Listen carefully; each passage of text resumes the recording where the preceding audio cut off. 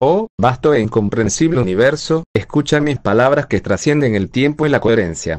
Hoy no os hablaré de peces que cantan ópera, ni de las carreras ilegales de unicornios a reacción, no.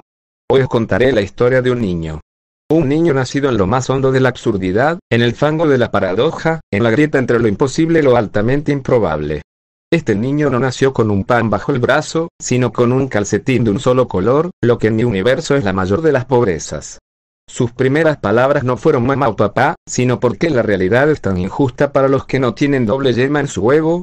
Creció en los oscuros callejones de la ciudad de los patos samurái, donde la ley es impuesta por un consejo de patos con armaduras de bambú. Buscaba lo que otros obtienen sin esfuerzo: honor, respeto, y una capa que no está hecha de manteles reciclados. Pero en una sociedad absurda donde los reyes son marionetas literales y los mendigos pueden ser dioses disfrazados, el camino hacia la grandeza no es fácil. Se entrenó con los monjes bailarines del monte gelatinoso, aprendió a moverse con la gracia de un espagueti en el viento y a luchar con la determinación de una tostada, cayendo siempre del lado de la mantequilla. Pero el mundo le miraba con desdén. No eres como los demás, decían los nobles, sentados en sus tronos de gelatina resistente. Oh, mi querido universo, la cima no siempre es un lugar, sino un estado del alma. Cuando el niño, ya convertido en un joven guerrero, llegó al palacio de los sabios incoherentes para reclamar su lugar entre los grandes, no le dejaron entrar.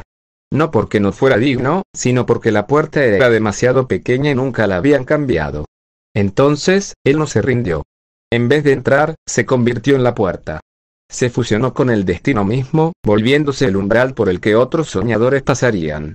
Y así, aquel niño que nació en la sangre y en lo bajo de la sociedad absurda se convirtió en algo más. No en un rey, no en un sabio, sino en la oportunidad para otros de cruzar hacia un futuro mejor. No importa cómo nacemos, sino en qué nos convertimos.